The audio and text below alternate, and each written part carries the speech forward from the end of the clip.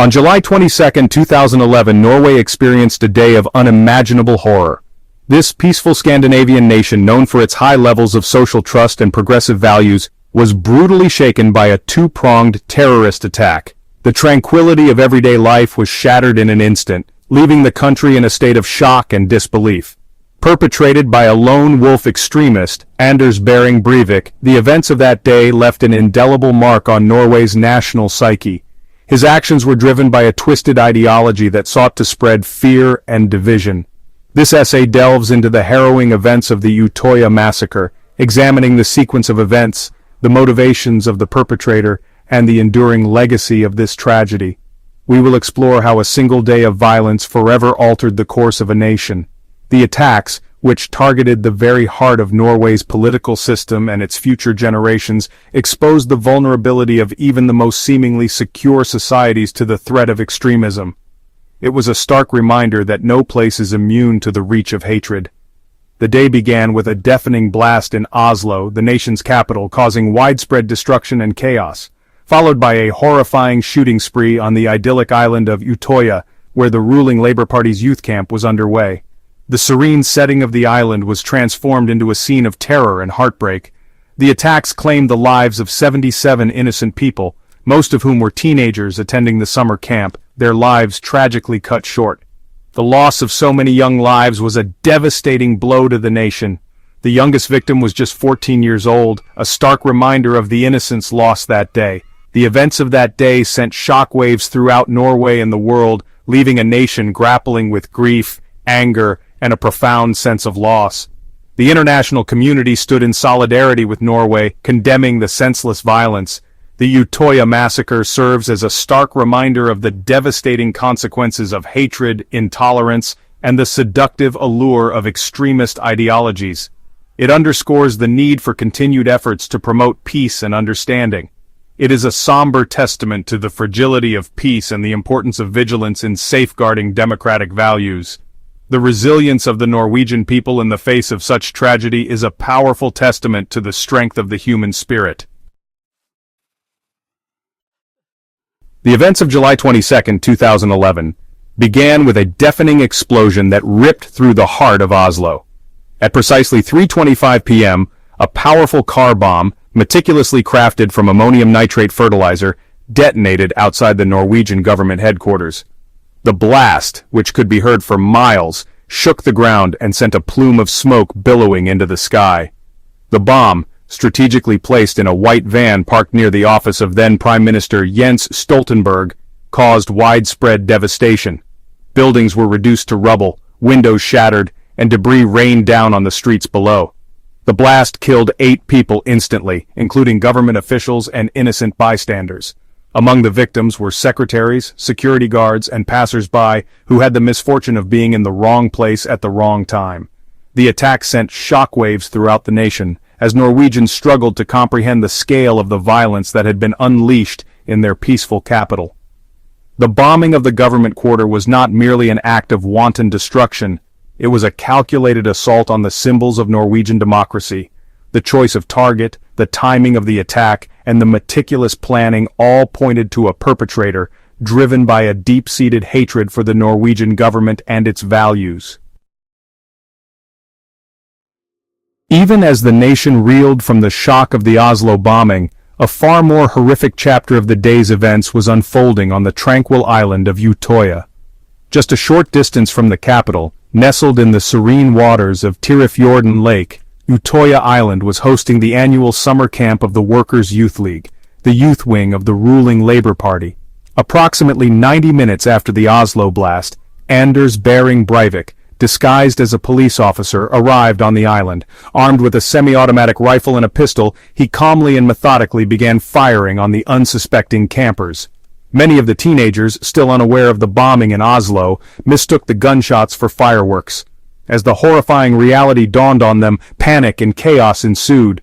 Campers scattered in all directions, desperately seeking cover from the hail of bullets. Some jumped into the lake, swimming frantically towards the mainland, while others hid in buildings, under beds, and in the surrounding woods. Breivik, relentless in his pursuit, stalked the island, hunting down his victims one by one. He moved with chilling composure, firing shot after shot, his actions betraying a cold, calculated brutality. The massacre on Utoya Island lasted for over an hour, a horrifying testament to the depths of Breivik's hatred and the vulnerability of his victims. To understand the Utoya massacre, it is essential to delve into the twisted psyche of its perpetrator, Anders Behring Breivik. His actions were not born out of a moment of madness, but were the result of years of festering hatred and meticulously planned violence. Born in 1979, Breivik was, by all outward appearances, an ordinary Norwegian. He was just another child growing up in the picturesque landscapes of Norway, seemingly no different from his peers. He grew up in a middle-class family in Oslo, attended regular schools, and had a relatively unremarkable childhood. His early years were marked by the typical experiences of a Norwegian boy, filled with school activities and family gatherings. However, beneath the veneer of normalcy lurked a dangerous cocktail of extremist views, simmering resentment, and a profound sense of alienation. These feelings grew stronger as he aged, shaping his worldview in increasingly radical ways. Breivik's worldview was shaped by a toxic blend of right-wing ideology, anti-Muslim sentiment, and a fervent belief in the superiority of white European culture. He became deeply entrenched in these beliefs, isolating himself further from mainstream society.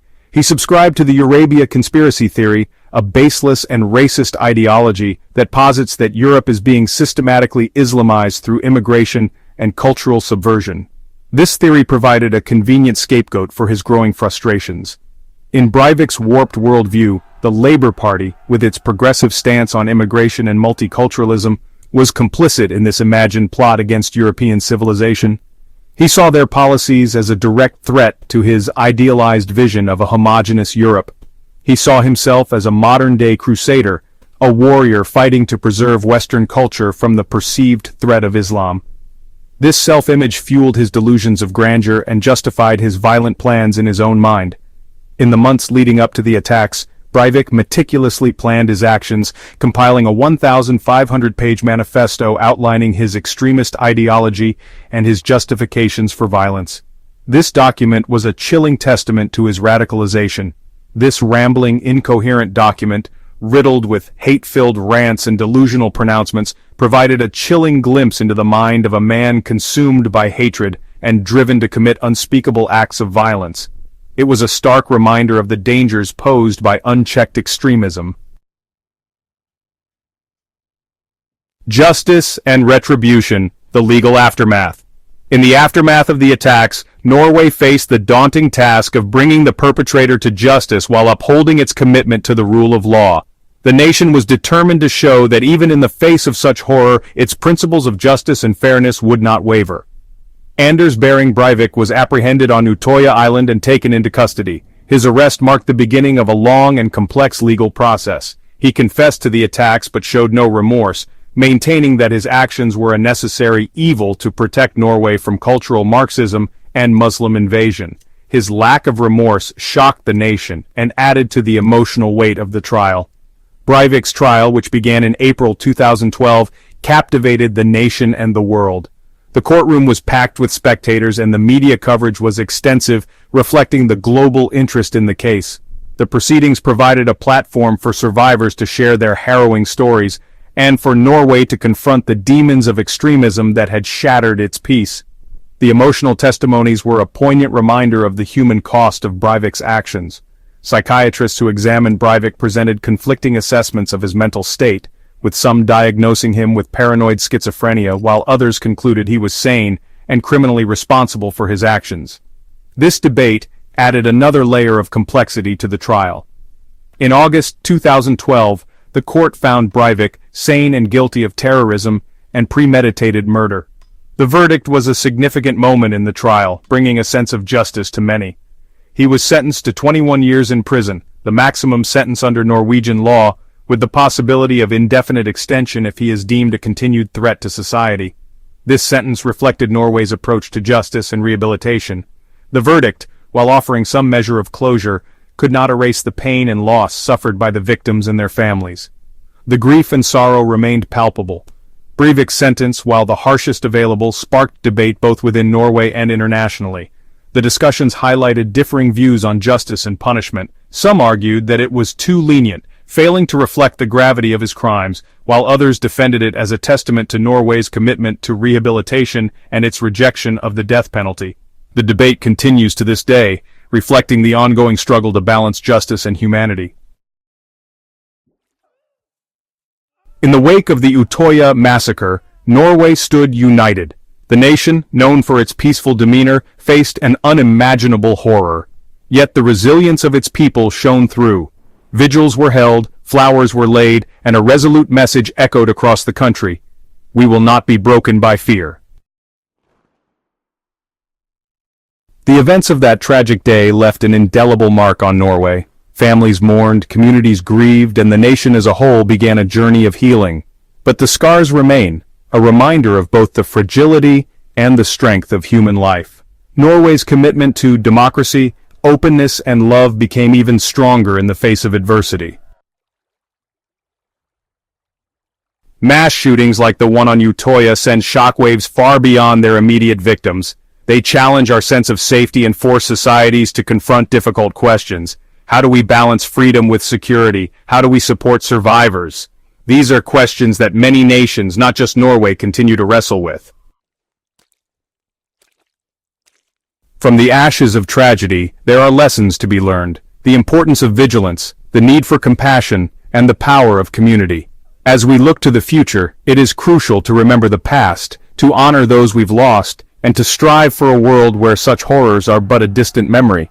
Together, we can build a safer, more understanding world.